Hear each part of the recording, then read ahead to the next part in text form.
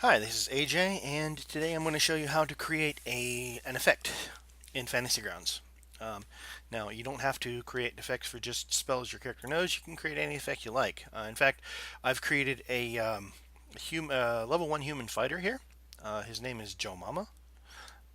Thank you, Vocab Malone. And I'm going to create a sneak attack effect for him. And I'll show you how to create other effects as well.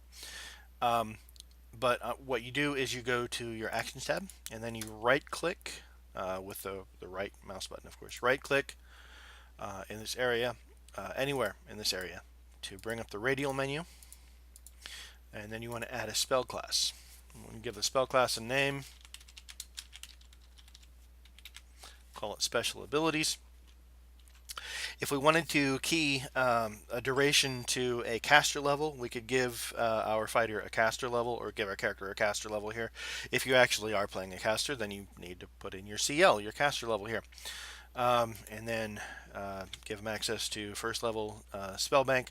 Not because we're creating first level spell. I know fighters don't cast spells. Please don't bother to tell me fighters don't cast spells.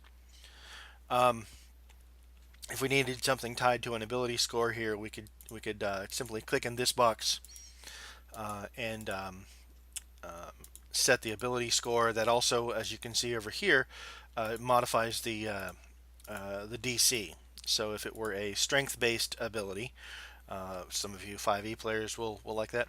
The DC would be higher for our fighter here than our Dex-based ability or our Int-based ability, right? Or our Charisma. So anyway, but if you don't want that, keep clicking until it goes away. Then you see the magnifying glass up here. Clicking magnifying glasses opens or closes additional windows for more information. If you wanted to, for instance, modify your weapon somehow. If we wanted to give our great sword an additional 1d4 fire damage, we could simply pop this here, type that, give that damage a type. We'll call this magic, and we'll give the weapon a +1 bonus, and boom. Now suddenly we have a magical greatsword. We roll our attacks with it.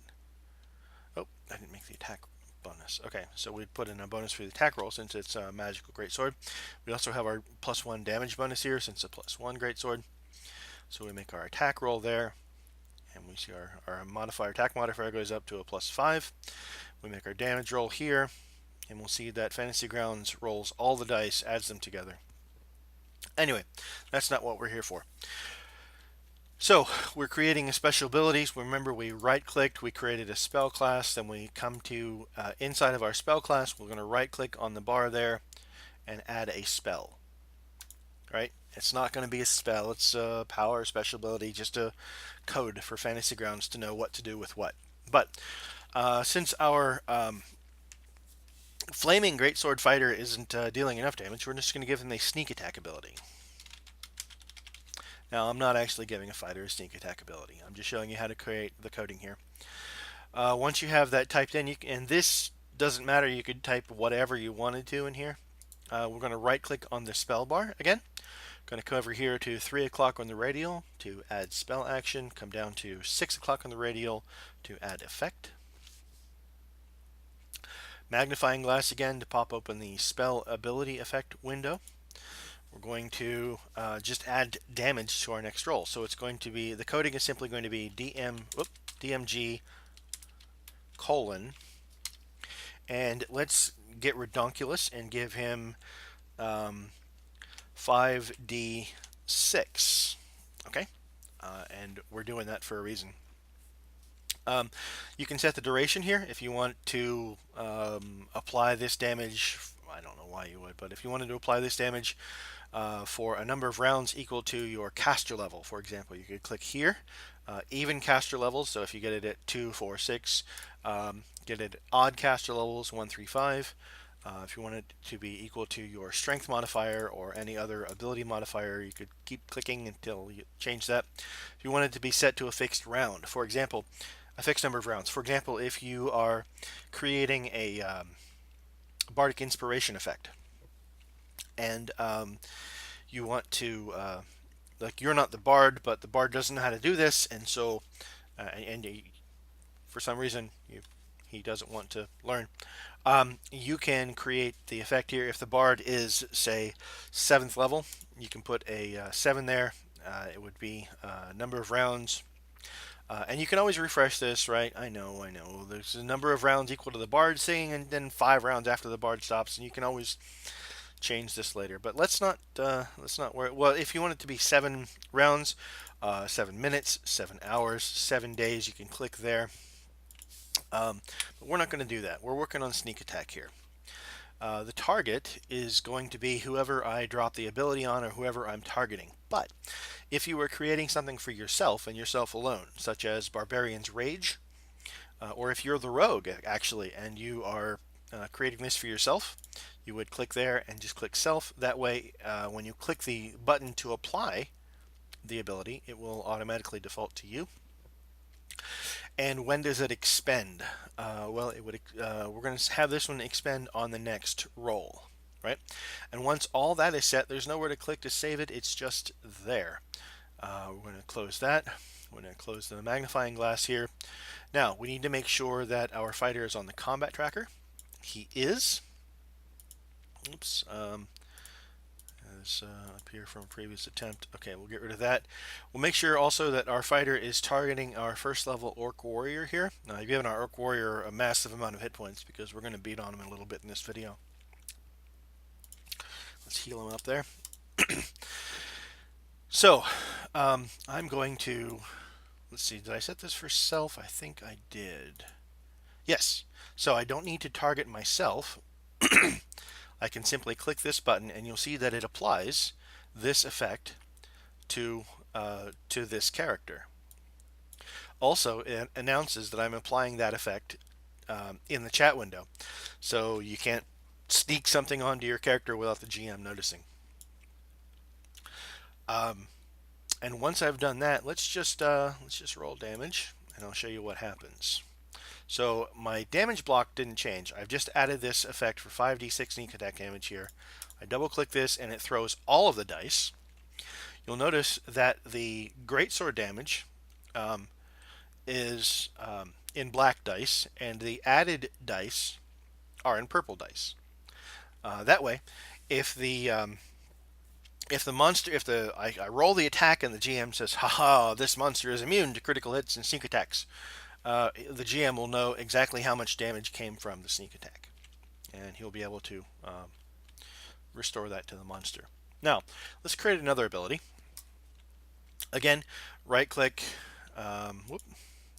here, add a spell, and we're going to give ourselves an attack bonus. Let's call this flanking. Right? So I'm in 3.5 and in other systems, if you are flanking, you get a +2 bonus to your attack roll. So we're going to right click, go over to 3 o'clock, add spell action. We're going to come down to 6 o'clock, add effect. Going to pop open the magnifying glass here, and the coding for this is simply ATK : and these are all in capital letters. You get the syntax from these from the wiki. If you go to Google and you simply type in Fantasy Grounds effects coding, and maybe even add in your preferred system, Starfinder Fantasy Grounds effects coding, 3.5 Fantasy Grounds effects coding. There's even a library of coding effects, but there's a wiki there to tell you how to make your own. So we're adding an attack bonus here. But let's not give ourselves an attack bonus of 1. Let's give ourselves an attack bonus of 55. Just to be dramatic and show you how this works. That's really it. We're going to put it on ourself. We're going to tell it to never expend. And we're done. No, this is a flanking bonus, so let's be reasonable here. All right, flanking is a bonus of 2. We want this to expend. We want this to last 1 round, because when we move into position, we're going to be flanking, and we'll get that bonus as long as we are flanking. If we're still flanking on the next round, we can simply reapply it. So duration 1 round, targeting self. Okay. Now all I have to do is close the magnifying glass here, and you'll notice that my sneak attack effect was for 1 roll. It is now gone. There are no effects on my character. So I'm going to apply the flanking here, and then I'm going to make my attack roll. Now it should be at a +5, but you'll notice the attack roll, I rolled terribly there. The attack roll is at a +7, and it tells me right here in the chat that there is an effects +2 going on. So so that your GM knows what's going on, he may say, hey, where's that +2 come from? You can say, oh, I'm flanking.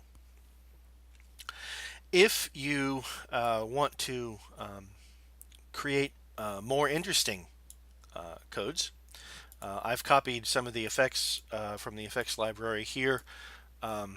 There's a lot of things you can do with this. So, for example, we've got our Barbarian's Rage here. And what I would do is just Control-C, copy that, right-click, add a spell. We're going to call this Barbarian's Rage. I'm going to right-click, add a spell action, add an effect, pop open the magnifying glass, and then since we copy this directly from the wiki, we can just paste it in there. Don't forget to set your duration. So if you want to refresh this every round, or if you think you might want to go 3 rounds at a time of raging, you can put that in there. Targets self, or if it's set on targeting target, then whoever you have targeted, that is, whoever you control click, would receive the benefit of this effect. So if I'm the fighter and the barbarian doesn't know how to apply abilities to himself, I can create this rage effect, put it to targeting targets, and then when I target the barbarian and click the button, it would apply that to him. I could also, if we were on, so let's say I wanted to, for some reason, the orc became friendly, and he goes into a rage, and the GM says, "Oh no, I don't know how to apply the barbarian's rage to the orc." I can target the orc, like I've got it here targeted, and click the button. Boom, and you'll notice the effect goes on to the orc. It also says that Joe Mama down here applies this to first level orc warrior, or which is another way that I think is pretty cool. If we had this on a battle map, I could simply click, drag, and drop the effect onto either the combat tracker or the token on the battle map and apply the effect the same way as well.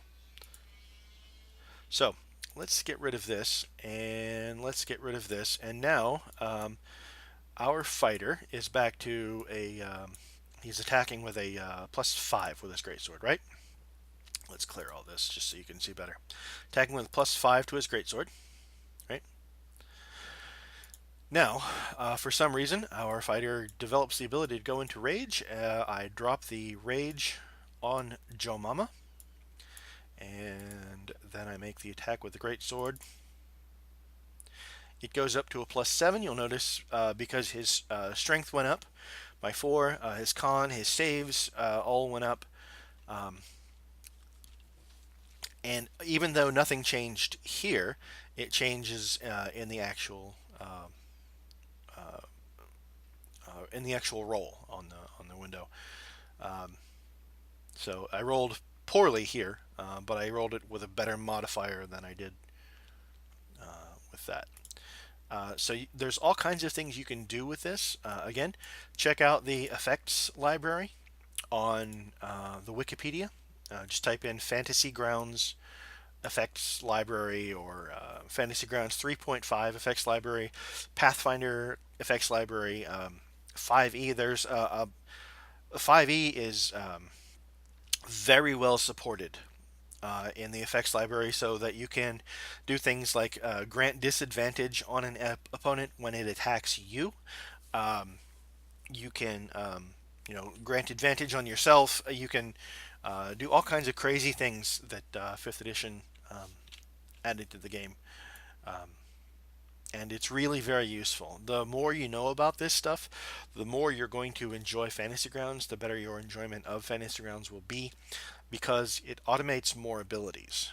So rather than saying, "Oh wait, I'm a barbarian. I'm raging right now, so my strength is actually at a plus 4. It's 4 higher than it normally was, so it was a 16 and now it's a 20, and I add two to my attack rolls and 2 to my Fantasy Grounds will say, "Oh, just click this, boom, and you're done. I will do the rest."